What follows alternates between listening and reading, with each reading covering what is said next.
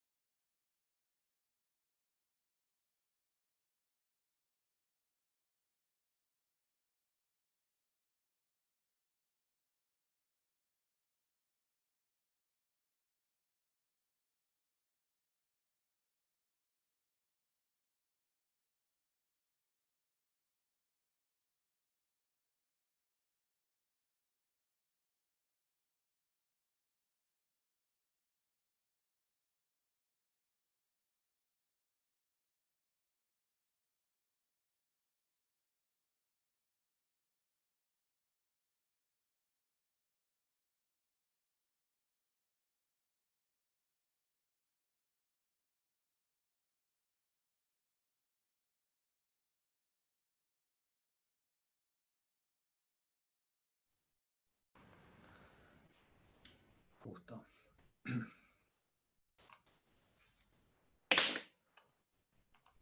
¿No? Ya nos encontramos con todo el tribunal constituido. Ahora hago pasar a la doctora a la sala de árbitros y en breve iniciaremos. Hola, doctora Selva. ¿Puede escucharme? Perfecto. Le informo que ahora le haré pasar a la sala de árbitros para poder, o sea, tener unos puntos en común entre el tribunal arbitral y el secretario, y después le haremos inicio a esta competencia.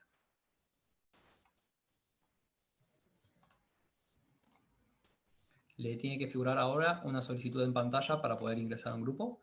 Le pido por favor que la acepte.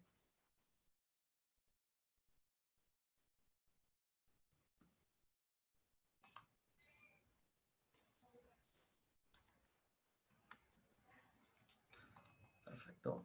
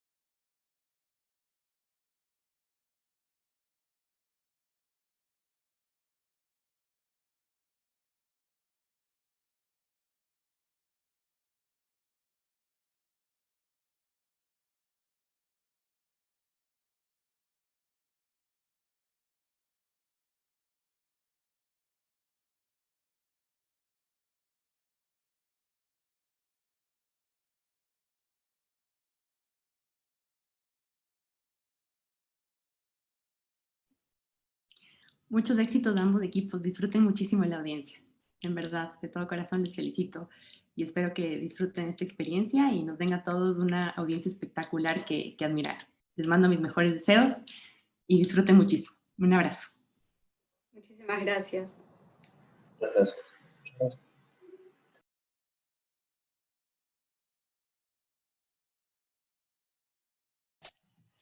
Me sumo a los deseos de la entrenadora del otro equipo también. Felicitaciones, un trabajo impresionante el que están haciendo, así que esperemos que la audiencia tenga ese nivel que vienen mostrando.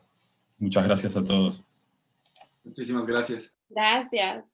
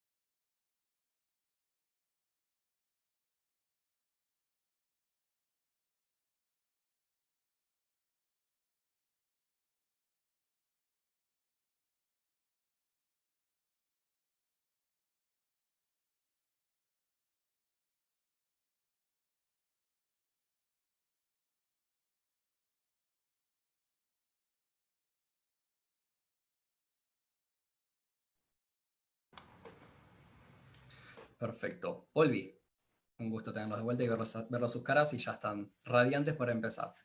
Ok, perfecto. Les aviso que ahora voy a hacer ingresar al tribunal arbitral.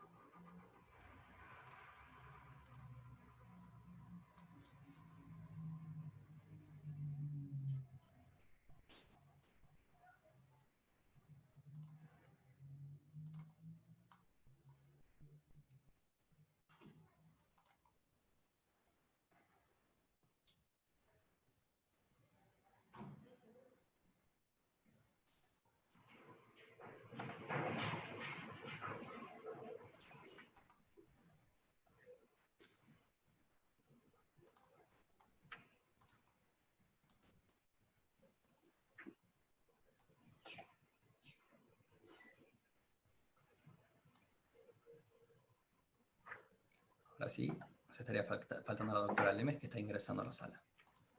Ahí.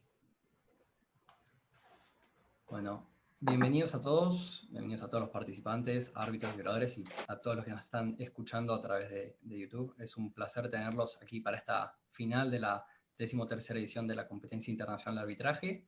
Mi nombre es Facundo Marcone y soy el secretario designado para esta audiencia. Me encuentro disponible para ayudarlos a todos y estar atentos a sus dudas o consultas respecto a lo que es el reglamento, a los tiempos. Les recuerdo tanto a los oradores y árbitros que por favor mantengan sus cámaras encendidas en todo momento y el micrófono apagado, excepto cuando vayan a hablar o realizar una consulta o dar sus propios alegatos. Respecto a los entrenadores, les pido que por favor se mantengan apagados en todo momento. Les informo que con la aceptación del tribunal las partes van a poder presentar o no una presentación visual para poder apoyar y dar sustento a sus alegatos. Y por último, les recuerdo que voy a estar controlando el tiempo, voy a estar informándoles a cada una de las partes cuando les queden 3 minutos de alegato, 1 minuto de alegato, y cuando se haya terminado su tiempo establecido. Sin ninguna otra palabra, ningún detalle más procedimental para avanzar o para tener que estipular, les deseo a los equipos una gran suerte, tanto los oradores y los entrenadores. Sé que hubo un gran trabajo atrás para poder llegar a este momento. 4 días de intensas audiencias que sé que van a dar su provecho para el futuro. Así que, sin más que decir, le cedo la palabra a la doctora Sar. Muchas gracias, doctor Marcone. Bienvenidos todos. Estamos por iniciar la audiencia del caso entre Construcciones Alicate S.A. y los estados de Costa Dorada y Marmitania. Mi nombre es Cecilia Azar y tengo el gusto de presidir este tribunal. Bienvenidos a los representantes de las partes, bienvenidos a mis coárbitros, el doctor Goulart, la doctora Lemes. Nos da mucho gusto estar en esta audiencia. Agradecemos el acuerdo entre las partes para realizarla de manera virtual. Entendemos el reto que implica para ustedes y para sus clientes estar en una audiencia que se celebra de manera virtual. Nos da mucho gusto que hayan llegado a un acuerdo para poderla llevar a cabo y damos inicio a esta audiencia en el asunto que he referido. Quisiera pedir a la parte demandante si puede presentar a sus representantes, a las personas que intervendrán en la audiencia. Lo mismo le pediré a las partes demandadas y antes de iniciar le preguntaré a mis coárbitros si quieren dar un mensaje o un saludo inicial. Por favor, los representantes de Construcciones. Muchas gracias, señora presidenta. Muy buenos días a todos los miembros del Tribunal Arbitral. Contraparte, mi nombre es Camila Boris y junto con Iván Izquierdo representamos a Construcciones Alicate S.A., la parte demandante en este proceso arbitral. Gracias, licenciada Boris. Licenciado Izquierdo, bienvenidos. Los representantes de las demandadas, por favor. Muchas gracias, señora presidenta. Mi nombre es María Victoria Muñoz y junto a mi colega Fernando Ayala representamos a los estados de Costa Dorada y Marmitania, parte demandada en este proceso arbitral. Muchas gracias a los licenciados Ayala y Muñoz, representantes de las partes demandadas. Doctor Goulart, doctora Lemes, ¿algún comentario que quieran hacer de inicio? No, solo desearles mucha suerte y esperemos que nos ayuden a entender bien el caso. Yo también. Mucha suerte a todos. Felicitaciones. Muchas gracias. Quisiera preguntar a las partes si han llegado a algún acuerdo respecto a la distribución del tiempo. Entiendo que en este caso existe una excepción presentada por las demandadas respecto a la competencia de este tribunal arbitral para conocer del asunto y por lo tanto quisiéramos saber si buscan hacer esa presentación de manera inicial o si se harán presentaciones conjuntas en cuanto a jurisdicción y en cuanto a los méritos del caso. Sí, señora presidenta, hemos llegado a un acuerdo con la contraparte en cuanto al orden y la distribución de los tiempos. Efectivamente, comenzaremos con los alegatos sobre la jurisdicción de este tribunal, comenzando en primer lugar la parte demandada, siguiendo la parte demandante. Luego de las respectivas réplica y dúplica, se pasará a los alegatos sobre el fondo de la controversia, comenzando en primer lugar la parte demandante y siguiendo la parte demandada, es decir, en el orden inverso, con sus respectivas réplica y dúplica. También en cuanto al tiempo, hemos acordado destinar 7 minutos 30 segundos a cada uno de los alegatos y 1 minuto a cada una de las réplicas y dúplicas. Muchas gracias. ¿Los representantes de la parte demandante tienen el mismo entendimiento? Sí, señora presidenta, en efecto. De acuerdo. Entiendo que el doctor Marcone nos apoyará con el cómputo del tiempo, ¿es así? Así es, doctora. Bien, muchas gracias. Si mis coárbitros no tienen alguna pregunta adicional, si les parece bien, podemos empezar con la excepción de jurisdicción, con la exposición relativa a la excepción de jurisdicción. Disculpe, antes de comenzar con mi alegato, quería consultar a este tribunal si se podría hacer uso de la función de compartir pantalla. ¿Algún comentario de la parte demandante al respecto? No, señora presidenta, estamos de acuerdo en que se puede utilizar ayudas audiovisuales. ¿Están de acuerdo mis coárbitros de que lo permitamos? De acuerdo. De acuerdo. Muy bien. Muchas Adelante, gracias. por favor. Y cuando quieran empezar, les pedimos nos hagan una señal para que el doctor Marcone pueda apoyarnos con el tiempo. Los escuchamos. Buenos días, miembros del Tribunal Arbitral Contraparte. Como me presenté anteriormente, mi nombre es María Victoria Muñoz y junto a mi colega Fernando Ayala representamos a los estados de Costa Dorada y Marmitaña, parte demandada en este proceso arbitral. Seguramente escuchen a la contraparte alegar una serie de teorías para extender la cláusula arbitral a los estados de Costa Dorada y Marmitaña. Sin embargo, miembros del tribunal, aquello está muy alejado de la realidad. En adelante expondré el argumento de jurisdicción, en virtud del cual quedará demostrado que los estados de Costa Dorada y Marmitaña no son parte del contrato de concesión ni consintieron su cláusula arbitral, y que el trust era independiente y no el alter ego de los estados.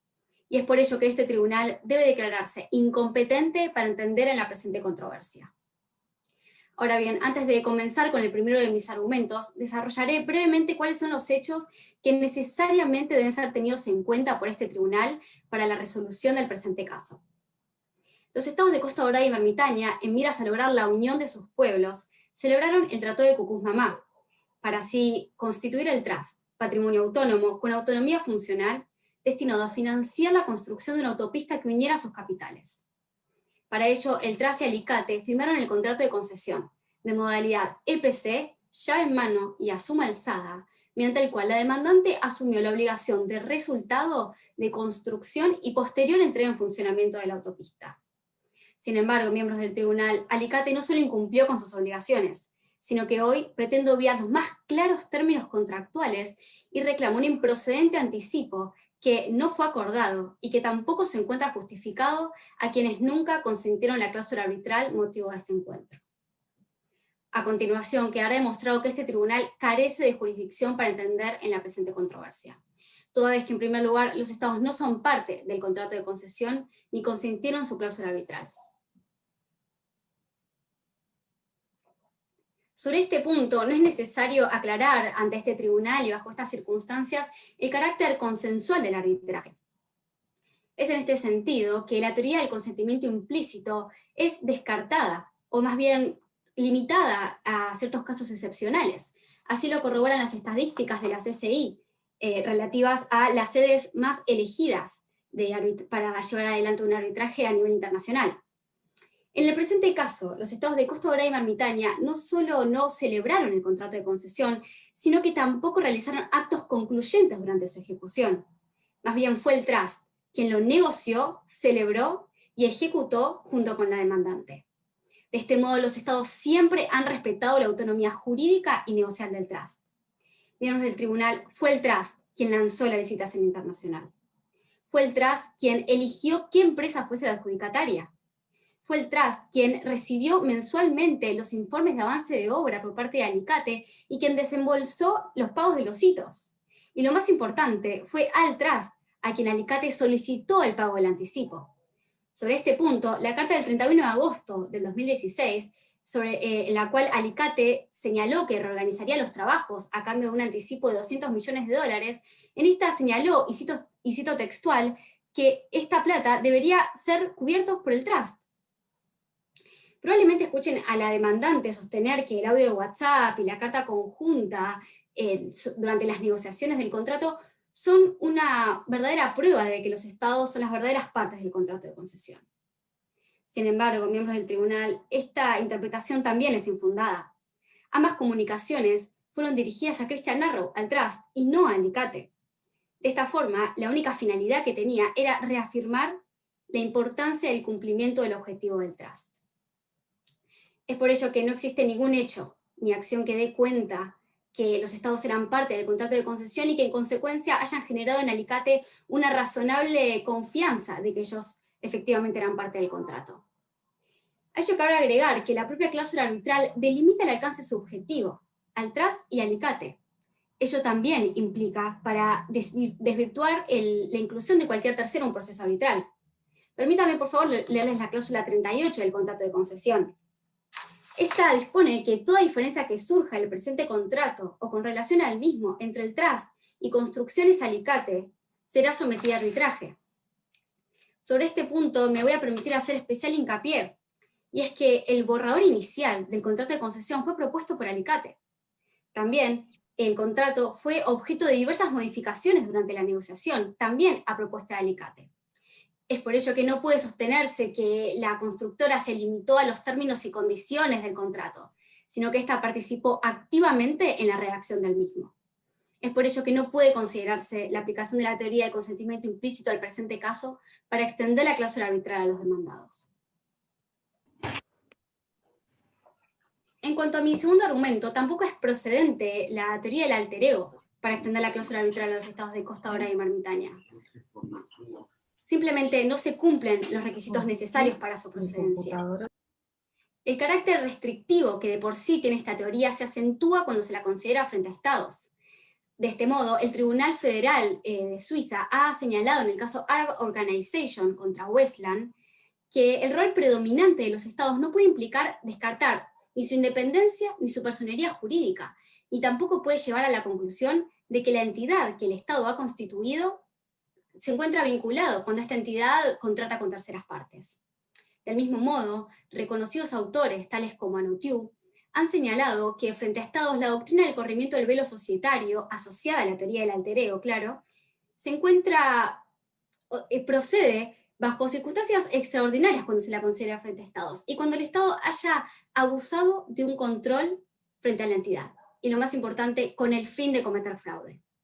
Miembros del tribunal, en el presente caso no se corrobora ninguno de estos requisitos. No se corrobora la existencia de fraude, ya que Alicate desde el primer momento supo que la otra parte del contrato de concesión era el Trust. También no existió un control por parte de los estados, ya que el Trust era una entidad independiente, con autonomía administrativa y financiera. Es por ello que no puede considerarse la teoría del alter ego para extender la cláusula arbitral a los demandados. Por último, en caso de que este tribunal dictara un laudo, este no podría ser ejecutable, en virtud del artículo 5, inciso 1, A y C de la Convención de Nueva York. Ha quedado demostrado que los estados no son parte del contrato de concesión ni de la cláusula arbitral. Es por ello que, en caso de que este tribunal dictara un laudo, se estaría expidiendo sobre una controversia. Muchas gracias, licenciada Muñoz. Escuchamos a los representantes de la contraparte. Muchas gracias, presidenta del tribunal. Quisiera primero saber que se me escucha y se me ve correctamente. Así es. Muchísimas gracias. Miembros del tribunal arbitral, contraparte, buenos días. Mi nombre es Iván Izquierdo y comparezco en representación de Alicate S.A. Contrario a lo que ha sostenido la contraparte, el crecimiento económico que buscaban los estados y sus actuaciones a través del Trust no son ideas que chocan con la realidad. Por el contrario, son prueba de que en las mismas palabras de Jorge Luis Borges, detrás del nombre hay lo que no se nombra. Detrás del trust estaban los estados, que utilizaron al trust como su vehículo y los estados su conductor. La contraparte pretende desconocer la competencia del tribunal a través de dos ideas: que los estados no han consentido en el arbitraje, ha rechazado la teoría del consentimiento implícito y el alter ego. Finalmente ha concluido que el laudo, en todo caso, no sería ejecutable. Para desvirtuar esos argumentos y demostrar que su autoridad tiene competencia y jurisdicción, se hablará de dos ideas. Primero, el convenio arbitral cobija a los estados, y segundo, los estados son los legitimados pasivos en esta controversia. Respecto del primer punto, conviene mencionar que a lo largo de esta intervención se hará alusión a dos instrumentos celebrados. El primero, un contrato de construcción celebrado por un trust que contiene el convenio arbitral, y también un tratado para dar vida a un fideicomiso celebrado por los estados. Si bien es cierto que el trust compareció a la firma del contrato de construcción, el convenio arbitral contenido en este contrato alcanza a los estados, en razón de que ellos no solo fueron constituyentes del fideicomiso, sino también sus beneficiarios. El propio Tratado Cucuz-Mamá establecía claramente que los estados serían beneficiarios en partes iguales. ¿Qué hicieron los estados? Dieron vida a un fideicomiso cuya finalidad era el financiamiento para la construcción de una carretera que una sus capitales. Constituido este vehículo, se procedió a la firma del contrato de construcción. Pero, señores árbitros, hay que ser precisos. Del contrato de construcción, los estados también son beneficiarios. Por ello, el 5% de ganancias que se recibirían durante 12 años de explotación de la carretera por el cobro de peajes serían beneficios para los estados. No pueden ser beneficios para el trust, porque esta figura tenía un tiempo de vida delimitado y se extinguió 3 años después de haberse creado, mucho tiempo antes de que el periodo para explotar la carretera siquiera comience. Durante el caso Racial Contra Rights, se determinó claramente que si el beneficiario de un fideicomiso concibe derechos o beneficios que no existieran si no fuera en virtud del fideicomiso, acepta el convenio arbitral. Por otro lado, los estados están llamados a este arbitraje en razón de que han sido la parte efectiva del contrato, mientras que, contrario a lo que dice la contraparte, el trust sí constituye únicamente su alter ego. Así, los estados dieron su consentimiento indirecto al arbitraje por haber ejecutado actos conducentes e inequívocos, y ejerciendo un control determinante sobre las decisiones del trust. Y no lo hicieron en una sola ocasión, fueron varias veces. Uno, durante las negociaciones. Recordemos que en esta etapa, los estados mantuvieron constante comunicación con el trustee, ejerciendo un control en sus decisiones. Por ello, el trustee recurrió a los estados para saber qué posición tomar en múltiples ocasiones, respecto a la liberación de la vía, respecto a prolongar o no la vida del trust. Y en efecto, como ha dicho la contraparte, los estados en esta etapa también emitieron una carta conjunta en la cual indicaban estar firmemente comprometidos con la realización de esta carretera. Carta que se le mostró a Alicate en la etapa de negociaciones. Carta en la cual sostuvieron que daban las seguridades necesarias para remover cualquier obstáculo que dificulte las obras. Así, ratificaron su vinculación al contrato, específicamente en la obligación de entregar los terrenos. 2. Durante la ejecución del contrato. Recordemos que empezadas las obras ocurrieron invasiones ilegítimas que las dificultaron. Y frente a esos hechos, el trustee volvió a recurrir a los estados, ahora para que sean ellos quienes negocien con los invasores. Los estados, no conformes, emitieron decretos de emergencia, sí, pero con efectos muy particulares. Suspendieron las obras del contrato y se comprometieron a negociar. Las actuaciones del trustee y los estados demuestran quién era la parte en el contrato.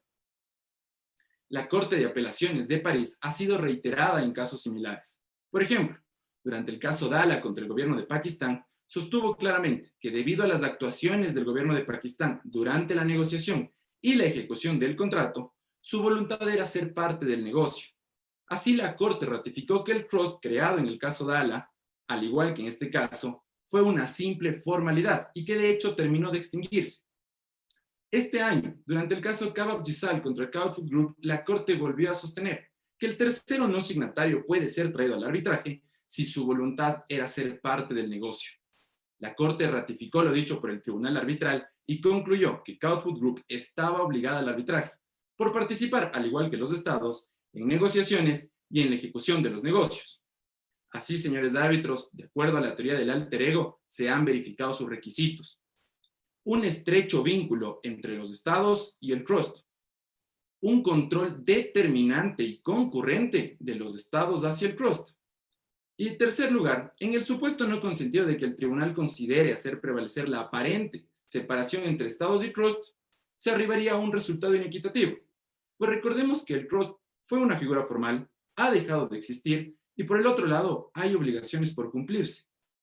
Paso así a mi segundo punto. Los estados son los legitimados pasivos. Como indica Messineo, parte es quien configura el centro de interés del negocio. Eso es lo que son los estados, la parte sustancial de este contrato. Además de lo expuesto, notemos sobre quién recayeron otros efectos adicionales.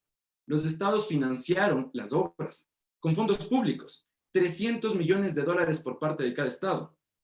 Los estados recibieron obras que Alicate siguió construyendo desde abril del 2018 a diciembre de ese año. No lo pudo haber hecho el trust, porque esa figura se extinguió en abril de dicho año, pero el contrato siguió ejecutándose. Y finalmente los estados fueron quienes diseñaron su propio fideicomiso y le dieron vida de 3 años improrrogables, conscientes de la diferencia que había entre el tiempo que le dieron al trust y todo el tiempo para el que se proyectó el contrato. 3 años de construcción y 12 años de explotación. Para esta representación, los 3 años que se le dio al trust eran razonables, si se considera que las facultades eran limitadas, organizar una licitación internacional y escoger a la constructora. Pero en todo caso, pongámonos en los pies de la contraparte. Si su interés era deslindar su responsabilidad, ¿por qué no tomó cartas en el asunto? ¿Por qué dijo que prolongaría la vida del trust y no lo hizo? Las actuaciones formales del trust no privan a los estados de ser los titulares para responder en este arbitraje. En virtud de todo lo expuesto, esta representación le solicita al tribunal se declare competente para conocer la controversia y declare que los estados son los legitimados pasivos. Muchas gracias. A usted, licenciado Izquierdo. Entiendo entonces que escuchamos una réplica de la licenciada Muñoz, de nuevo una del licenciado Izquierdo, y después preguntaré a mis coárbitros si tienen alguna pregunta sobre esta sección de la audiencia. Muchas gracias, señora presidenta. La contraparte cita el caso Rayal contra Reid, sin embargo, omite la gran diferencia que hay en los hechos. En ese caso en cuestión, la cláusula arbitral se encontraba incluida en el contrato de fideicomiso y estipula expresamente que las partes del eventual proceso arbitral serían los trustees y los beneficiarios. En este caso en cuestión, la cláusula arbitral se encuentra en un contrato independiente del contrato creado para crear el trust, justamente. Y acá la cuestión se vincula entre el trustee y un tercero.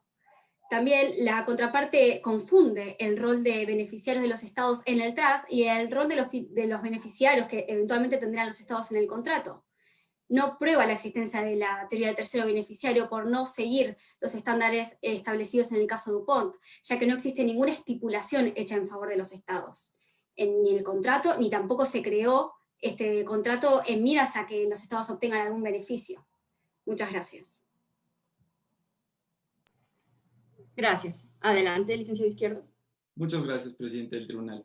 Para responder al último argumento de la contraparte, en efecto, el caso Rayal contra Rights establece un vínculo entre los beneficiarios y el fideicomiso. Contrario a lo que sostiene la contraparte, el contrato de construcción establecía que el trust sería quien reciba el beneficio durante 12 años de explotación de la carretera, pero lo que esta representación se pregunta es cómo pretendía recibir el trust ese tipo de beneficios si es que ya se extinguió 3 años, y de hecho los estados no lo prolongaron, de hecho establecieron que sea improrrogable, para darle un efecto útil a esa cláusula en el contrato, de acuerdo a la voluntad de las partes. Era entendible y es razonable que los estados fueran los que recibirían ese tipo de beneficios, además que recordemos que la carretera sería un bien nacional de uso público. Señores árbitros, los estados no pueden haber querido organizar una fiesta, haber hablado con los invitados, haber colaborado en la elaboración del pastel y el día de hoy no aceptar los defectos de la piñata. Muchísimas gracias. Gracias a ambos por el respeto en el tiempo, por el respeto en las exposiciones, y pregunto a mis coárbitros si tienen alguna cuestión que considerar con los representantes. No, yo no tengo. Yo sí tengo algunas preguntas para las partes. Por favor, doctor Goulart. Gracias. En primer lugar, para la parte demandada, y luego de escucharla, quiero escuchar la posición de la parte demandante sobre el mismo punto. Este es un contrato de concesión. En un contrato de concesión, usualmente lo que se entrega son bienes de dominio público de un Estado para efectos de la prestación de un servicio, en este caso para la construcción de una carretera. ¿Cómo se puede entender la ejecución del contrato de concesión sin que se cumpla con la entrega de bienes de dominio público que están en poder del Estado? ¿No es necesaria la actividad del Estado para que el contrato de concesión pueda funcionar? Señor árbitro, en cuanto a su pregunta, esta parte no niega el interés que tenían los estados y cierta participación en el contrato de concesión, claro, es así. Justamente la autopista serviría para unir ambos pueblos. Sin embargo, eso no implica... Sí. Pero mi pregunta no es que hay un interés, creo que es evidente que hay un interés y eso podría hacerse a través de un vehículo. Mi pregunta es más relacionada a los actos necesarios para la ejecución contractual. ¿Cómo se puede ejecutar un contrato de concesión si el Estado no entrega los bienes de dominio público necesarios para que este contrato se ejecute? En ese sentido, es así. Sin la intervención de los estados, sin que los estados hayan tenido, en primer lugar, la propiedad de los terrenos, no se podría haber ejecutado el contrato de concesión. Eso es cierto. Sin embargo, eso no los vuelve parte. Por ese acto no hace que se aplique la teoría del consentimiento implícito, por ejemplo. Es más, la obligación de entregar el derecho de vía, que en este caso era de propiedad de los estados los terrenos, eso es cierto, era del trust. En el mismo contrato de concesión se establecía que la obligación de entrega del derecho de vía era del concesionario, del concedente, es decir, el trust hacia Alicate, no por parte de los estados. En este punto es necesario resaltar que se realizó una promesa de hecho de un tercero por parte del trust, y en ese punto fue el trust el que se encontraba obligado, y los estados, siendo un tercero, no se encontraban obligados. Pero no es determinante la necesidad de participación en el Estado para ejecutar el contrato. Exacto. Esta parte lo acepta en ese sentido. Sin la propiedad, Alicate no hubiese podido construir. Eso es así. Pero eso no implica extender la cláusula arbitral. Ese es solo un acto que es lógico. Los estados querían la construcción de la autopista y eran de ellos el terreno en su poder de soberano. Tenían la propiedad de las tierras. Pero este no es un acto concluyente para aplicar la teoría del consentimiento implícito. Para su aplicación es necesario considerar los actos concluyentes durante la negociación, la celebración y la ejecución del contrato, y también tener en consideración el interés de las partes. En este caso no se corrobora nada de esto. Es por eso que no puede extenderse la cláusula arbitral a los estados.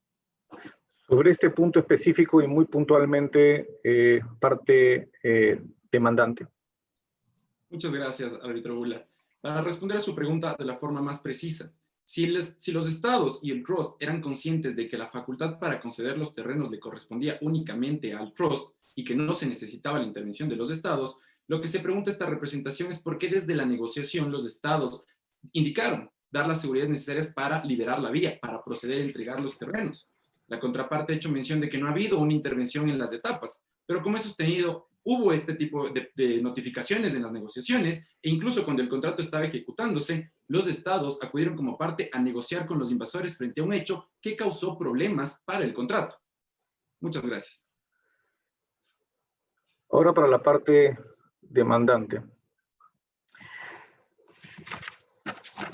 La Convención de Nueva York indica que el convenio arbitral debe estar por escrito para efectos de reconocimiento y ejecución del laudo. Y ese tribunal tiene que velar por la posibilidad que el laudo sea reconocido y ejecutado. Mi pregunta es, ¿cuál es el fundamento? Porque evidentemente los estados no firmaron el contrato de concesión, por el cual ellos podrían estar vinculados en un documento en el que en la parte escrita ellos no han participado. Para responder a su pregunta, quisiera mencionar que, de acuerdo con los hechos del caso, la lex arbitri, la que regula la ley procesal para este arbitraje, es la ley que rige en la sede, que es feudalia. En este caso es una transcripción exacta de la ley Modelum Citral con las enmiendas del 2006 y que recoge la opción 2, que es una opción amplia. En ese sentido, si bien la Convención de Nueva York establece aparentemente un requisito de escrituración, se establece a recoger los términos del arbitraje en un mecanismo que pueda ser eventualmente transcrito o que permita recurrir a ver cuáles fueron los términos. No obsta eso, dicha estipulación, que el consentimiento para someterse a este procedimiento pueda darse, como ha sostenido esta representación, a través de la teoría del beneficiario y el alter ego. ¿Podría explicarme un poco mejor eso? Porque ¿de dónde sale de la Convención de Nueva York que eso que usted ha dicho es posible?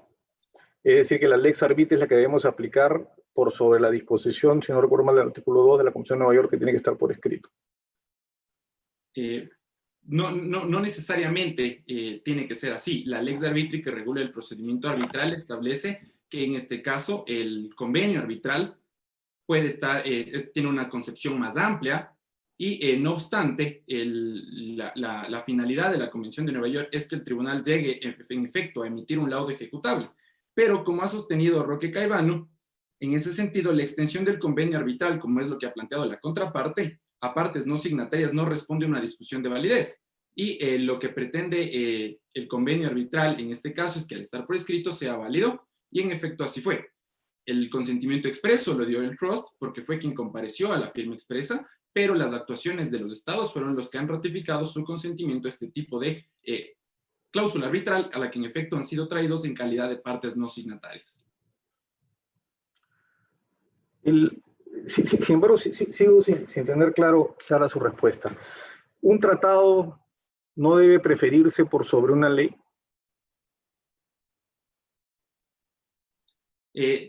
Podría ser por regla general, porque los tratados pueden entenderse como un orden jerárquicamente superior.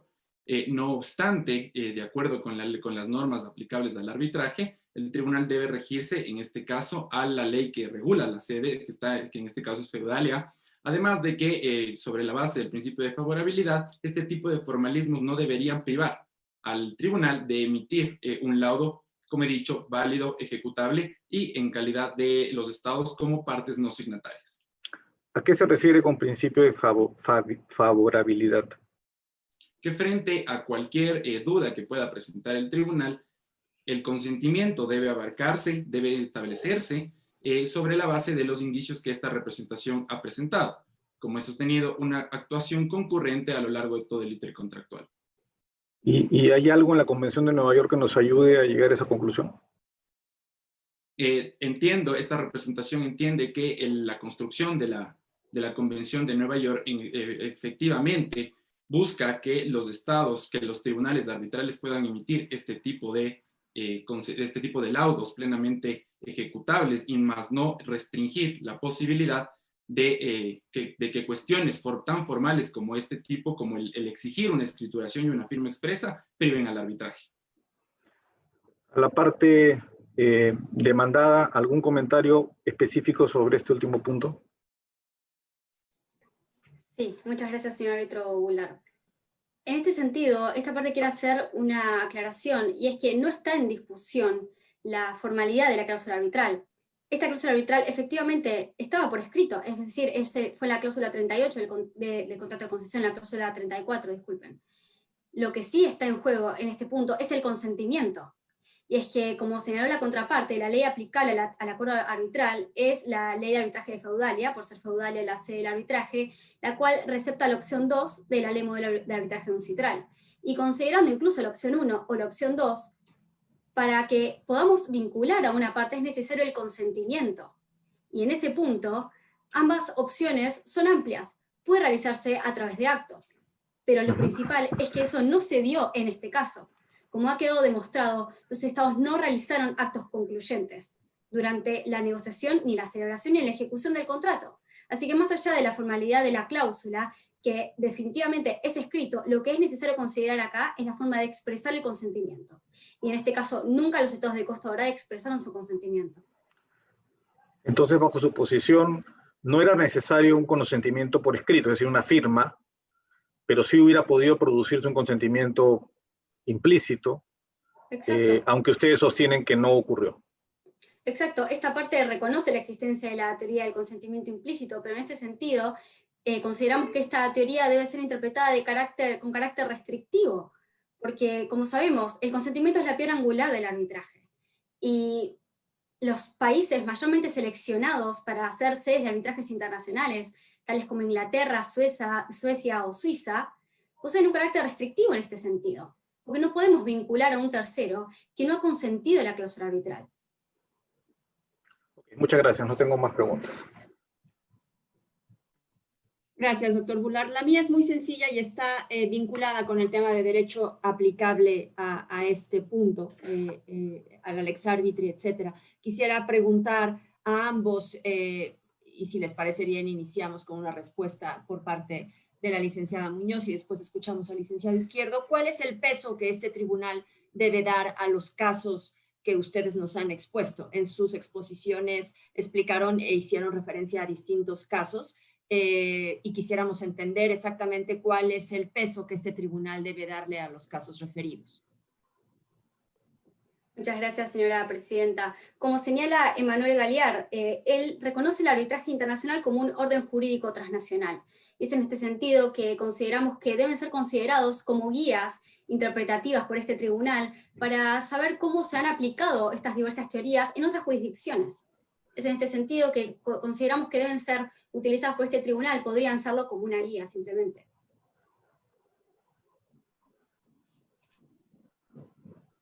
Presidente del tribunal, quisiera saber si tengo la palabra. Muchísimas gracias.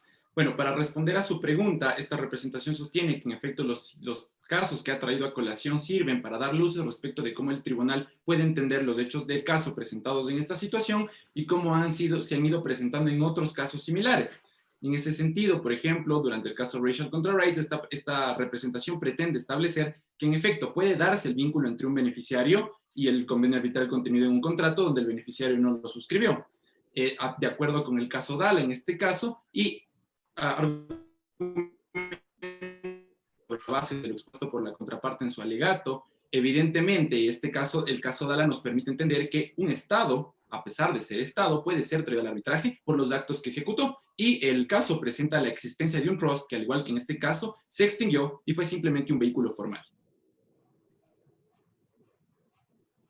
Gracias a ambos. Por mi parte no hay nada más. Si les parece bien, podemos iniciar con las exposiciones en cuanto al fondo del asunto. Entiendo entonces que iniciaría la licenciada Boris y seguiría después el licenciado Ayala. ¿Es así? Sí, señora presidenta. Muchas gracias. Quisiera confirmar antes de empezar que se me escucha correctamente y que tengo la palabra. Así es. Se escucha muy bien. Adelante. Perfecto, muchas gracias. Antes de comenzar con la exposición, quisiera solicitar a este tribunal que se me permita la utilización de una ayuda visual para apoyar al alegato que voy a presentar. Adelante, por favor. Muchísimas gracias. Señores miembros del Tribunal Arbitral, contraparte, reitero mis saludos. Como mencioné previamente, mi nombre es Camila Boris y comparezco en representación de Alicate, la parte demandante en este proceso arbitral, con el fin de solicitar el pago de los $200 millones que le corresponde recibir a Alicate en virtud de la modificación realizada al contrato de construcción. Una vez que esta defensa ha demostrado la competencia de este tribunal arbitral y ha demostrado que los estados son los legitimados pasivos en esta controversia, demostraremos que los demandados deben el pago del valor mencionado, más los daños y perjuicios generados por los siguientes dos motivos.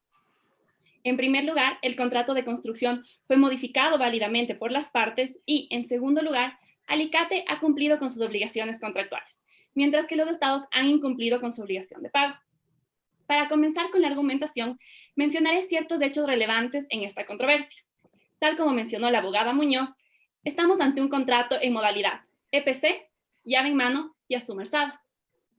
En virtud de este contrato, Alicate se comprometió a construir una carretera que una las ciudades de Puerto Pinto y Gilbaña atravesando la Sierra de la Unión. Y a cambio recibiría la cantidad de $600 millones, los cuales serían pagados en hitos de 15 kilómetros construidos. Una vez iniciada la ejecución del contrato, esta se vio comprometida con la invasión ilegítima de la tribu de los Cucús, volviéndose la ejecución imposible, por lo que las partes, en cumplimiento con la cláusula 34 del contrato, decidieron suspender la ejecución del contrato. Señores árbitros, seguramente la contraparte mencionará que Alicate debe asumir los riesgos de esta invasión. Sin embargo, esto no es así, pues tanto los estados como Alicate conocían la posibilidad de esta invasión y es por eso que le establecieron una consecuencia específica en el contrato de construcción, la suspensión total del contrato. Sin embargo, esto no fue lo que ocurrió, porque posteriormente a los hechos de la invasión, los estados solicitaron a nuestra representada que se continúe con la ejecución en aquellas zonas no invadidas. Y esto, señores árbitros, constituye nada más y nada menos que una solicitud de modificación del cambio de metodología. ¿Por qué, señores árbitros? Como se desprende de los hechos del caso, para poder construir una carretera que una Puerto Pinto y Gilvania, era fundamental atravesar por la Sierra de la Unión. Y de los hechos del caso se desprende que este es el único paso posible para la autopista. En ese sentido, la solicitud de la contraparte implicaba para esta representación y para Construcciones de Alicate que divide a sus trabajadores, que movilice la maquinaria y que tenga que reorganizar la ruta de construcción, de manera que se construya paralelamente desde Puerto Pinto y Gilvania hasta el inicio de la sierra.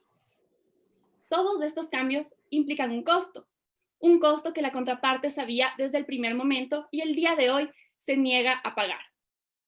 Construcciones de Alicate le manifestó en la comunicación del 31 de agosto del 2016 que cambiaría la metodología de construcción según lo solicitado para construir los 2 tramos, pero a cambio se le debería pagar $200 millones adicionales por este cambio de metodología y los mismos debían ser entregados al finalizar la construcción de los tramos.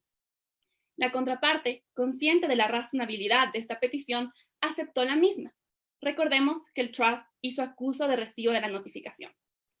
Seguramente ustedes se preguntarán, ¿cómo debemos entender a este acuso de recibo? Y la respuesta es simple, señores árbitros, como lo que es una constancia de que la contraparte recibió el mensaje y que está plenamente consciente que Alicate construiría estos 2 tramos únicamente si es que se le pagaba al finalizar los mismos los $200 millones. Es así, que existiendo un acuso de recibo, sin que exista un rechazo o una contraoferta, y más aún, permitiendo que Alicate construya durante 2 años y 2 meses en las zonas especificadas en la oferta modificatoria, le llevaron a la confianza a esta parte contractual a entender como aceptada la venta. Y esto tiene un fundamento en la ley aplicable al fondo del caso. Los principios UNIDROIT, en su artículo 1.8, que me permito leer, se establece claramente que una parte no puede actuar en contradicción a un entendimiento que ella ha suscitado. Según los comentarios oficiales de dicho artículo, este entendimiento puede surgir tanto del silencio como de la conducta, específicamente cuando hay una obligación de hablar, como lo que ocurre en este caso. De igual forma, ha sido sostenido así en el caso Hydro-Québec contra Construction Kiewit, en donde el Tribunal de Apelaciones de Canadá especificó claramente que si bien es cierto que en este tipo de contratos el contratista asume mayores riesgos, esto no implica que la contraparte pueda olvidarse el principio de buena fe en la ejecución del contrato, mucho menos que se puede escudar en formas para contradecir lo que su conducta ha dicho claramente. En este momento, resultaría contrario con la buena fe que los estados pretendan desconocer su aceptación a la venta, por lo que queda demostrado que existió una modificación al contrato. Con respecto al segundo argumento, Alicate cumplió con todas sus obligaciones emanadas de esta venta modificatoria, mientras que los estados han incumplido con su obligación de pago. Nuestra representada entregó los 2 tramos de carretera a entera satisfacción de la contraparte, tanto es así que la misma no los ha objetado e incluso pagó parcialmente por los hitos. Sin embargo, no ha pagado por el valor correspondiente al cambio de la metodología, los $200 millones que debían ser entregados al finalizar los tramos. La contraparte excusa su incumplimiento en una supuesta terminación ipso iure del contrato. Sin embargo, esto no es posible, pues recordemos que ni el contrato celebrado por las partes ni la ley aplicable al mismo reconocen una terminación de este modo.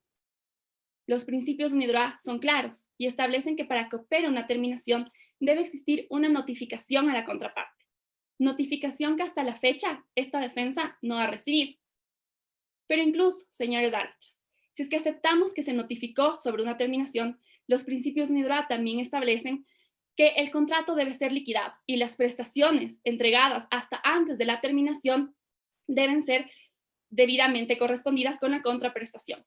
Es por eso, señores árbitros, que incluso si es que se notificó el 2 de agosto del 2019, para esa fecha ya habían sido entregados los 2 tramos, pues los mismos se entregaron el 5 de diciembre del 2018 y deben ser correctamente remunerados. Por todo lo expuesto, esta defensa solicita al Tribunal Arbitral que reconozca que el contrato fue modificado, que declare que Alicate ha cumplido con sus obligaciones contractuales, mientras que los estados han incumplido con su obligación de pago, que ordene el pago de los $200 millones más los daños y perjuicios generados, y, en último lugar, que ordene el pago de costas y honorarios en los que ha incurrido la defensa. Muchas gracias y quedamos atentos a cualquier pregunta que pueda tener este tribunal.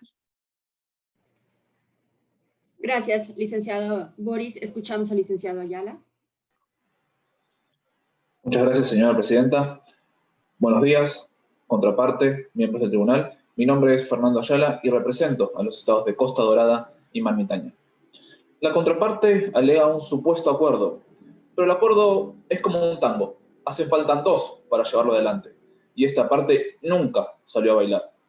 En este sentido, mi colega María Victoria Muñoz ya ha explicado los hechos y ha analizado el derecho que dan cuenta que esta parte no debe ser, que mi mandante no debe ser parte ni del contrato de concesión ni de la cláusula arbitral. Pero incluso si este tribunal entendiese que sí deben ser partes, a continuación explicaré, en primer lugar, por qué la contraparte no puede alegar el procedimiento de la cláusula 34 del contrato de concesión. En segundo lugar, que no existió una modificación del contrato y que por ende no puede existir el supuesto anticipo que alega. Y en tercer lugar, que el contrato de concesión terminó de pleno derecho. En primer lugar, la contraparte ha citado la cláusula 34. La cláusula 34 establece el procedimiento para la fuerza mayor. La fuerza mayor está claramente definida en dicha cláusula en consonancia con el artículo 7.1.7 de los principios UNIDROIT, que establecen que un evento de fuerza mayor es un evento imprevisible. Sin embargo, eso no se ajusta a lo sucedido en el caso. Es claro que desde un principio estaban los cuscús en la Sierra de la Unión y que era esperable que ciertos inconvenientes sucedieran. La forma de paliar esos inconvenientes sería esperando en plazo para entregar de derecho de vía de 3 meses.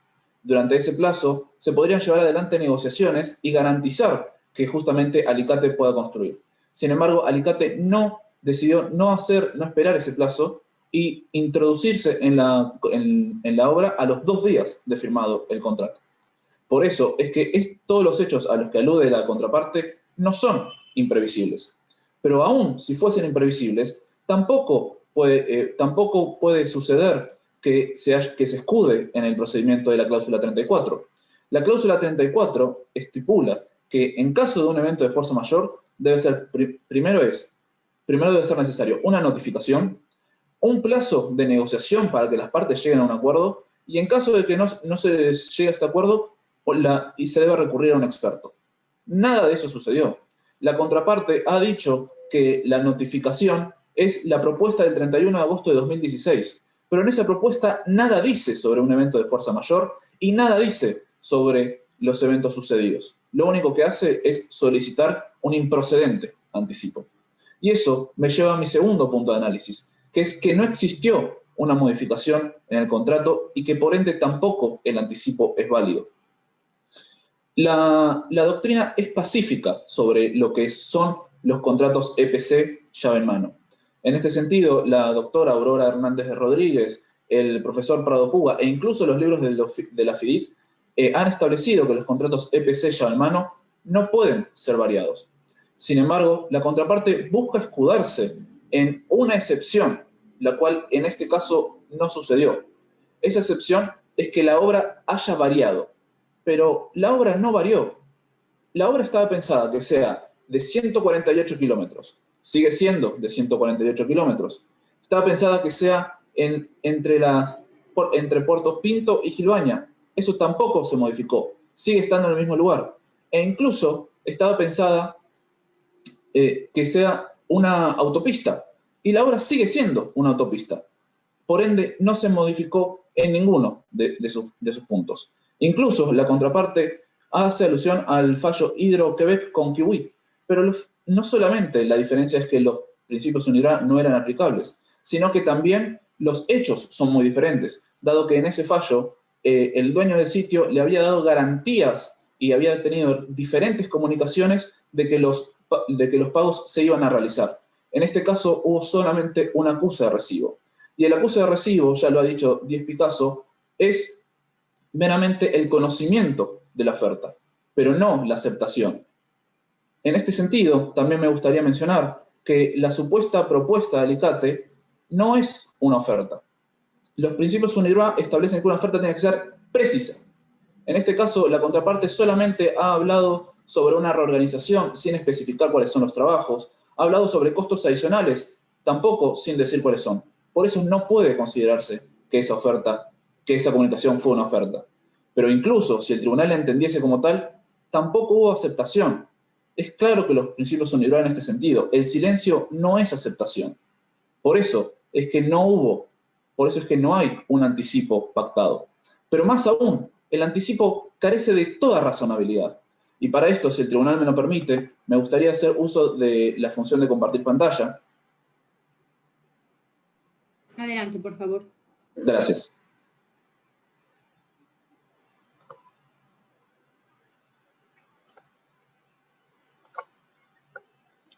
¿Me confirman que están viendo mi pantalla, por favor? Así es. En pantalla podemos ver un esquema de cómo fue lo sucedido. En principio, la propuesta de Alicate antes del contrato de concesión durante las negociaciones había sido que sea un precio de 550 millones de dólares. Sin embargo, con la finalidad de poder crear un contrato llave en mano, EPC, en el cual Alicate asume los riesgos, se aumentó el precio a 600 millones de dólares. Sin embargo, la contraparte hoy viene a buscar un anticipo. Ese anticipo es un sobrecosto sobre los 600 millones de dólares, es decir, es un adicional de 200 millones de dólares, lo que lleva a un total de coste de la obra de 800 millones de dólares. Esto implicando que la obra no se entregó, que solamente se construyeron 118 kilómetros, que en contradicción con lo que dice la contraparte, todos los hitos fueron pagados, así como surge de las aclaraciones 1.12. Todos los hitos fueron pagados correspondientes al contrato de concesión. Pero aún más, si se hiciese lugar al anticipo, esto implicaría que el aumento del precio de la obra significaría un 1.4 millones de dólares más por cada kilómetro construido. Por ende, miembros del tribunal, es totalmente irrazonable el anticipo que solicita la contraparte. Dado que Alicate ha incumplido y el Trust no ha incumplido con ninguna de sus obligaciones, el contrato debe considerarse terminado de pleno derecho, según los principios UNIDROIT 7.1.1, y que sí hubo una notificación sobre la disolución, que fue el 2 de agosto de 2019, notificándole a Alicate que se había disuelto el contrato. Por eso, miembros del tribunal, la contraparte ha estado bailando sola en la pista, pero ya es hora de apagar la música. Por eso le solicito al tribunal que se considere incompetente en la presente controversia y subsidiariamente declare que los estados de Costa Dorada y Mar Mitaña nada le deben a Alicate y que imponga los costos y costas del presente arbitraje a Construcciones Alicate. Muchas gracias. Gracias, licenciado Ayala. Licenciada Boris, su minuto de réplica, por favor. Muchas gracias, señora presidenta. Señores árbitros, para empezar, quisiera hacer notar que el artículo citado por la contraparte para justificar la terminación ipso iure es únicamente un artículo que define el incumplimiento. Y, en todo caso, los principios UNIDROIT no establecen la posibilidad de una terminación ipso iure del contrato, únicamente establecen la posibilidad de la terminación unilateral del contrato, que es una institución diferente a la terminación de pleno derecho. Por otro lado, la contraparte ha citado a Prado Puga y a los principios FIDIC para decir que un contrato EPC no se varía. Sin embargo, tanto Prado Puga como Aurora Hernández, como los principios FIDIC, establecen claramente que el contrato puede ser variado si es que el contratante solicita modificaciones, que es lo que ocurrió en este caso. Pues si bien es cierto, Alicate propuso un precio a suma alzada, este incluía lo correspondiente a la cláusula 34 del mismo. Es decir, si es que existía una invasión, se iba a proceder con la suspensión total de la obra. y es lo que tenía planificado Alicate. Lo que Alicate no podía prever es que la contraparte solicite la construcción de 2 tramos que no estaban inicialmente planificados. Y es esto lo que justifica el cambio en la metodología y los $200 millones adicionales. Muchísimas gracias. Gracias. Licenciado Ayala, lo escuchamos. Muchas gracias, señora presidenta. Es real, Prado Púa establece el procedimiento para hacer variaciones, igual que Aurora Hernández Rodríguez e igual que la FIDIC. Pero todos coinciden en un punto. Es necesario que en el contrato de concesión se establezcan cuáles son las condiciones para esas llamadas variation orders o órdenes de variación. En este caso, el contrato establecía que el procedimiento sería por adendas, y como surge de las aclaraciones, no existió ninguna adenda. Por ende, todo lo que alega la contraparte carece de fundamento fáctico. Ha hecho solamente una exposición doctrinaria, sin sustentar en hechos cuál es su posición. Muchas gracias. Gracias a ambos, gracias por el respeto en el tiempo. Invito a mis coárbitros a hacer preguntas respecto a esta sección de la audiencia. Yo tengo algunas preguntas para ambas partes. Quiero comenzar con la parte demandante. ¿Podría explicarme bien, porque no me queda muy claro, qué es lo que reclaman como anticipo?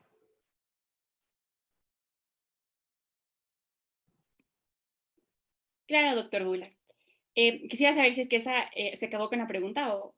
Sí, después veré cómo, según lo que me contesta, si le pregunto de más, pero quiero ver si me queda claro a qué se refiere con un anticipo. Sí, doctor Bula, en efecto. La comunicación del 31 de agosto se refería a los $200 millones como un anticipo. Sin embargo, esta representación quisiera dejar en claro que este valor corresponde a un sobrecosto, es decir, un valor adicional. La palabra anticipo fue utilizada por Construcciones de Alicate en el sentido de que la misma debía ser pagada previo a la finalización total de la carretera.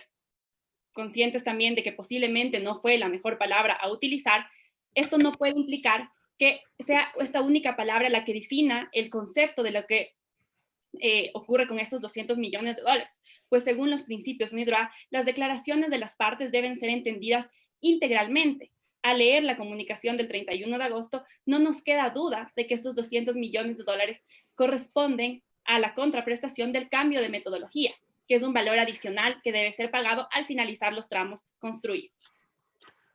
A ver, sigo sin tener muy claro. O sea, es un sobrecosto, no es un adelanto. En efecto.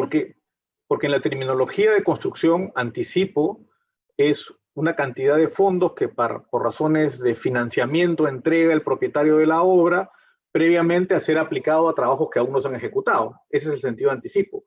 Y cuando yo leo las aclaraciones del caso en el 6.6, me da la impresión que es a eso a lo que se refiere, porque dice los 200 millones cuyo pago, estoy leyendo el 6.6, cuyo pago pidió Construcciones de Alicate era por concepto de anticipo del precio. Y el precio eran 600 millones. Entonces, mi lectura de esa aclaración es que lo que se está pidiendo son 200 millones de los 600 que había que pagar, que se pagaran de manera adelantada cuando aún no se había terminado de ejecutar la obra. Sí, en efecto, árbitro Bullard, esta representación concuerda con usted en el sentido de que la palabra anticipo en la terminología de construcción puede tener 2 acepciones y la más conocida es en sentido de que se pague un valor previo a construir la obra. Sin embargo, también es muy común utilizada en el mundo de la construcción que se refiere a cualquier valor que se entrega previo a la finalización total del contrato o de la construcción que se esté llevando a cabo. Es por eso que si es que uno lee los hechos del caso en el párrafo 18, se establece claramente que los $200 millones serían sobre el precio del contrato y corresponderían al cambio de metodología en la construcción de estos 2 tramos, generándose así un sobrecosto. Bien, entonces quiero ahora entender en qué constituye el sobrecosto. Si es un sobrecosto, entendería que su parte tiene que sustentar qué elementos en la ejecución del contrato han implicado costos adicionales. Entiendo, sin embargo, que la carretera sigue siendo de la misma longitud, va a pasar por los mismos sitios, no se ha cambiado, entiendo, la técnica constructiva. Entonces, lo que quiero entender es a qué se refiere con esos sobrecostos. Es decir, ¿qué ha gastado de más su representada que justifiquen añadirle a los 600 millones, 200 millones más, que es lo que entiendo nos está aclarando, está solicitando? En efecto, en este caso, en el párrafo 1.13 de las aclaraciones, se establece claramente que el único paso por el que podía atravesar la carretera era la zona de la Sierra de la Unión. Es por eso que la planificación integral de la construcción al inicio era ir desde el punto A, que es Puerto Pinto, hacia Gilvania, y tenían que ir construyendo atravesando la Sierra de la Unión. En el momento en que la construcción en la Sierra de la Unión se vuelve imposible por la invasión de los cucús, la solicitud de construir estos dos tramos implica una reorganización total de los trabajos, porque ya no se podía continuar del punto A al punto B en secuencia, sino que se tenía que dividir a los trabajadores de Alicate en dos, de manera de que se mueva la maquinaria, porque como no existía el paso de la Sierra de la Unión, tocaba trasladarse a los trabajadores a Puerto Pinto y a Gilvania para construir paralelamente y que se junte al inicio de la Sierra de la Unión. Y es esto lo que implicó el sobrecosto. O sea, ¿qué es? ¿Un improductivo? ¿Un costo mayor? No me termina de quedar claro. Entiendo, uno trabaja en dos frentes y además estamos en un EPC. Entonces, en general en un EPC los riesgos y el procedimiento constructivo y la forma de ejecutar suele estar a cargo del EPCista. Entonces, quiero terminar de entender qué constituye este concepto, porque nos están pidiendo 200 millones adicionales y el tribunal tiene que tener claro en qué constituyen esos 200 millones adicionales. En la cláusula 34 del contrato, en la cláusula de fuerza mayor, se establecía justamente que de la invasión o la posible invasión de una tribu como los cucús, lo que procedería era la suspensión del contrato, porque la obligación se tornaba imposible en ese momento, porque este era el único paso. No era posible para Alicate construir una carretera desde Gilvania hasta Puerto Pinto si es que no existía este paso por la sierra. Es por eso que Alicate, al proponer el costo a suma alzada, lo que propuso fue contabilizar dentro de ese costo el costo de la suspensión de la obra, es decir, mantener a los trabajadores paralizados, a las obras paralizadas, hasta que se pueda liberar esa zona y construir de acuerdo a la planificación inicial, que era del punto A al punto B.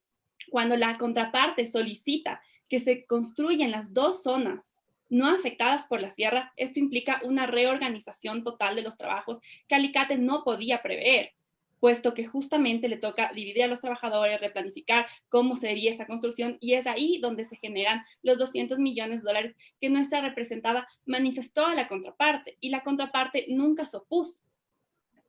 Entonces, ahora veo un concepto, me está hablando también que hay un stand-by, o sea que también están cobrando la paralización.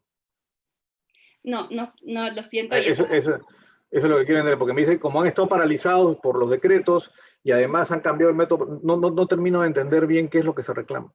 Esta defensa se disculpa si es que no ha sido lo suficientemente clara. El stand-by, la paralización, estaba efectivamente cubierta por el precio a suma alzada. Sin embargo, cuando la contraparte solicita la construcción de estos dos tramos, es esta reorganización la que no estaba prevista y la que implica los 200 millones de dólares adicionales. Parte demandada, comentarios sobre este punto específico. Muchas gracias, doctor Goulart. Es notable cómo la contraparte intenta de explicar lo inexplicable, porque la realidad es que no tiene ningún tipo de razonabilidad el anticipo.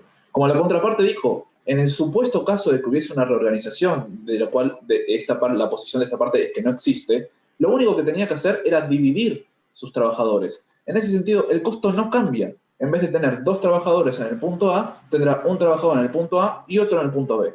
Lo mismo con la maquinaria. Incluso si el único posible perjuicio que podría haber llegado a tener Construcciones Alicate es algún tipo de costo financiero en de cómo estaba pronosticado el flujo de dinero. Sin embargo, todo eso fue cubierto cuando el Trust fue realizando los pagos de cada hito. Es decir, Construcciones Alicate construía 15 kilómetros, el Trust le pagaba cada hito y con eso se solventaba cualquier costo que podía tener. Si tuviese o existiese un costo adicional, ese costo debe estar dentro del tipo de contrato EPC, que es justamente lo que se ha planteado desde un principio de la negociación, que sea un contrato EPC para que Alicate, con 50 millones de dólares más, como fue explicado durante el PowerPoint, pudiese hacerle frente a cualquier tipo de costo. Por ende, no tiene ningún tipo de razonabilidad el anticipo que está pidiendo. Más allá de ir en contra de las aclaraciones 6.6, como ya se ha mencionado, también va en contra de la razonabilidad. Pero, a ver, quiero solamente para entender si comprendo cómo va su respuesta con lo que ha dicho su contraparte. Su contraparte señala que el tener que trabajar en dos frentes le cambia, digamos, la forma como tenía previsto trabajar. Tiene ahora dos equipos en lugar de uno. El tren de trabajo posiblemente va a tener que cambiar, porque uno construye una carretera con varios equipos que van avanzando según la sección, aplanar, asfaltar, pintar, hacer puentes, o sea, todo se va haciendo en secuencia, la secuencia cambia. Y cuando uno cambia la secuencia tiene costos. ¿No cree usted que esos costos existen en la realidad? La realidad es que la única parte que tiene en realidad esa respuesta es Construcciones Alicate, dado que ella era la que estaba a cargo de la construcción. Pero si existiesen esos costos adicionales, entonces deben ser cubiertos por el tipo de contrato, EPC, llave en mano. No es correcto que Construcciones Alicate ahora venga a pedir 200 millones de dólares más sobre lo que ya ha sido pagado. Porque recordemos que cada hito ha sido solventado por el Trust. Y sin embargo, hoy piden 200 millones de dólares adicionales. Ahora tengo una pregunta para la parte demandada. No tengo claro cuál es la base legal de su terminación, ¿cómo le llaman? Jure de jure, creo es, o sí, la terminación del contrato. O sea, ¿cuál es la base legal para sostener que tiene que terminarse el contrato?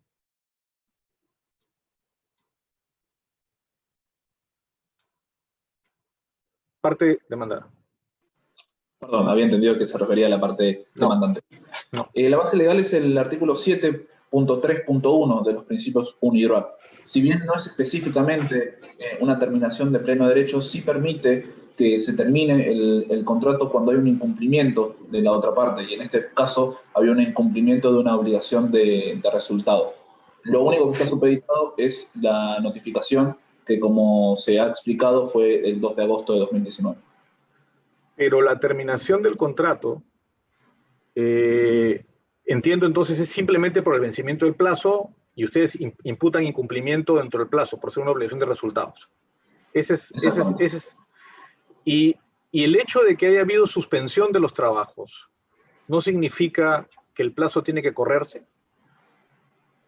En ese caso, la única posibilidad es que el plazo se corra 3 meses más, pero de igual manera la notificación del 2 de agosto estaría también dentro del plazo.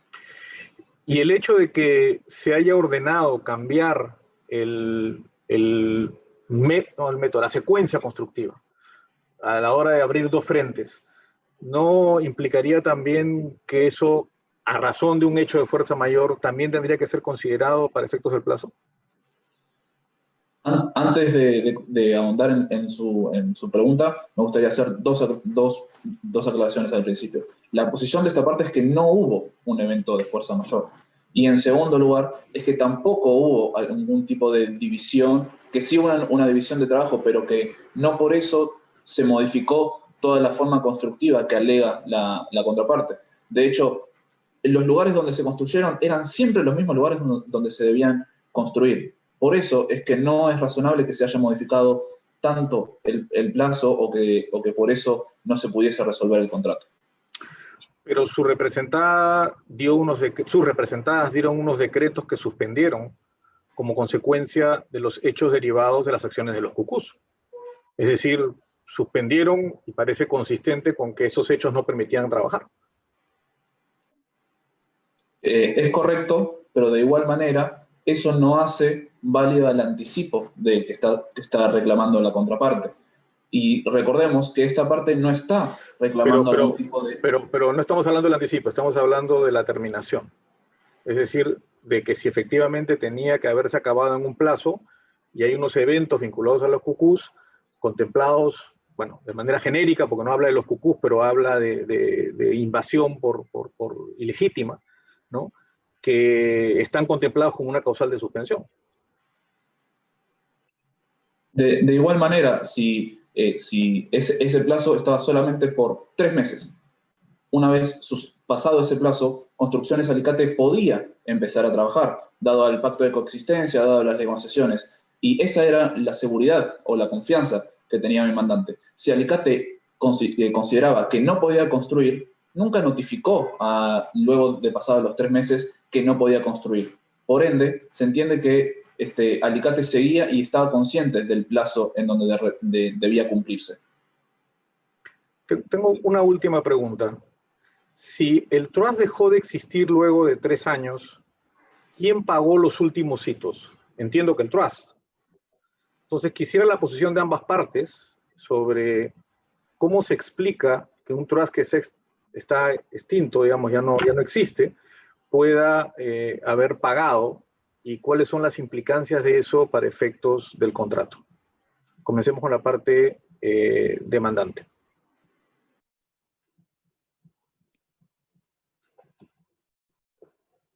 Árbitro Bular, en este caso, como bien lo ha explicado el doctor Izquierdo, el trust dejó de existir a los 3 años y sin embargo se hicieron pagos posteriores y se recibió la obra. ¿Quién recibió la obra y quién hizo esos pagos? Tienen que haber sido los estados, puesto que estos fueron los beneficiarios y los constituyentes del trust. Y el trust era únicamente un vehículo para que los estados puedan construir la carretera. Parte demandada. Muchas gracias. Lo que alude la contraparte va en contra de lo que dicen los hechos del caso, donde dice que cada uno de los hitos fueron pagados por el trust. Pero más allá de eso, la ley aplicable al trust era la ley de Londres. En la ley de Londres, específicamente el Trustee Act de 1925, en la sección 26, establece que una vez terminado el plazo, el administrador seguirá haciendo uso de sus obligaciones y posibilidades como administrador para terminar de liquidar y de solventar todas las obligaciones que éste haya tomado.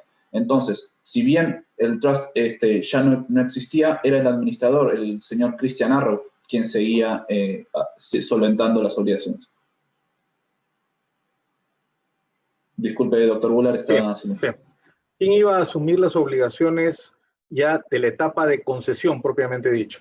Es decir, terminado el contrato, si el trust solo duraba 3 años, ¿quién iba a ser la contraparte de Alicate en la ejecución de la concesión misma? Cobra de peajes, entrega del royalty, creo que había un 5%, etcétera. Si efectivamente ya no había trust. En un principio estaba pensado que el trust continúe existiendo, sino por hechos que esta parte desconoce, dado que esta representación desconoce, dado que mis mandantes en ese momento no tenían contacto conmigo y con el estudio, decidieron no hacerlo. Sin embargo, en un principio estaba pensado prorrogar el trust y que el trust tuviese, que fuese la contraparte de Alicate. Sin embargo, dado que el trust efectivamente dejó de existir, como establece el caso, de igual manera eso no implica que las obligaciones que hayan quedado pendientes tengan que ser resueltas por los estados. ¿Algún comentario de la parte demandante? Sí, árbitro Bular, en efecto. De los hechos del caso se desprende que fueron funcionarios del trust los que comunicaron a Alicate que el mismo había dejado de existir. Por lo tanto, se entiende que el mismo ya no estaba en liquidación. ¿Cómo es posible que los estados dejen casi 122 millones de fondos públicos en una entidad financiera sin saber en qué se van a utilizar? La contraparte no ha logrado explicarnos quiénes serían los que responderían o quiénes serían los beneficiarios de los 12 años de concesión, porque sabe claramente que serían los estados y eso le vincula al contrato y también le vincula a este arbitraje. Ok, yo no tengo más preguntas. Muchas gracias, doctor Bular. Me informa la Secretaría que por cuestiones de organización debemos concluir pronto, pero bueno, tomaremos unos minutos. Yo tengo una sola pregunta. Doctora Lemes, ¿alguna pregunta, por favor? Sí, tengo una pregunta de fondo jurídico. Me gustaría de que los dos equipos hablasen un poquito sobre el deber de buena fe y deber de colaboración. Y si hubo alteración en la ejecución del contrato, ¿cómo podríamos interpretar la cuestión si no habría un enriquecimiento sin causa por parte del Estado, haja vista que hubo una alteración en el contrato? Demandante y después demandada. Muchas gracias, árbitro Lemes. En este caso, efectivamente, los principios UNIDROIT reconocen en varios de sus artículos el principio de buena fe que debe estar presente tanto en la negociación como en la ejecución del contrato.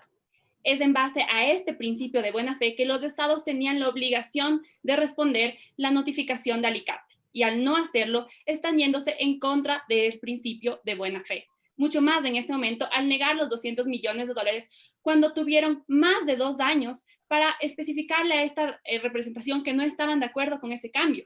Ellos sabían perfectamente que la cláusula 34 del contrato preveía primero la negociación y después que se podía acudir a un experto. Si no estaban de acuerdo, debieron activar el mecanismo y acudir al experto para que sea este quien resuelva esta controversia. Con respecto a la segunda pregunta, efectivamente, si es que en este momento Alicate no recibe los $200 millones que implicaron el cambio de metodología, que ya fue implementado en la construcción, los estados estarían enriqueciéndose injustamente a costas de Alicate. Muchas gracias, doctora Lemes. En primer lugar, me gustaría mencionar que los principios UNIDROIT no solamente receptan el principio de buena fe, sino que también el de buen hombre de negocio. En ese sentido, es que Alicate no puede haber basado una reorganización total de la obra, como alude, solamente en un mero acuse de recibo. No es razonable que una empresa de la envergadura de Alicate, sabiendo la envergadura que tenía este proyecto, haya basado toda una reorganización que incluso, según sus dichos, le costaba $200 millones más por solamente un acuse de recibo, sabiendo que había una cláusula de no modificación oral, que justamente lo que busca es garantizar el consentimiento y evitar abuso del derecho. Por eso es que los estados de Costa Dorada y Marmitaña, mediante el trust, siempre han actuado de buena fe, realizando el pago de todos los hitos. Y eso me lleva a su segunda pregunta. No existiría un enriquecimiento sin causa, sino todo lo contrario. El trust realizó todos los pagos de los hitos correspondientes a 118 kilómetros. Sin embargo, hoy no tiene una autopista terminada y mucho menos. Solamente tiene utilizables 59 kilómetros de lo que construyó Construcciones Alicate. Muchas gracias. Gracias a todos. La mía es muy breve y tiene que ver con el tema de fuerza mayor. Quisiera escuchar el punto de vista de las partes, iniciando por la demandante, respecto a este punto de previsibilidad. Entiendo que todas las partes involucradas estaban conscientes de la presencia de los cucús en la zona. ¿En dónde está entonces la línea de previsibilidad o imprevisibilidad de la situación que se dio, del evento que se dio? Me gustaría un poco de elaboración al respecto, porque finalmente será determinante para este tribunal esa cuestión, puesto que nos llevará a definir si hubo o no hubo un caso de fuerza mayor y determinar quién asumió los riesgos, si es el caso, de un evento de esta naturaleza.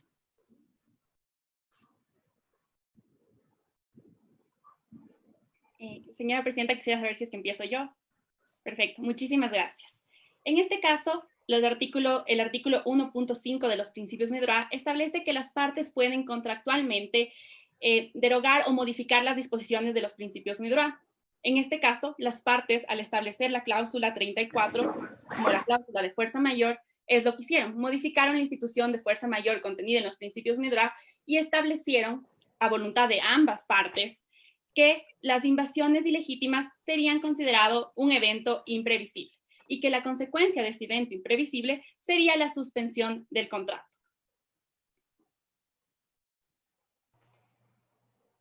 Gracias. Licenciado Ayala. Gracias. En este sentido, también es importante mencionar los principios UNIDROIT que tienen que tiene una disposición que establecen que todos los contratos deben ser interpretados de forma sistemática.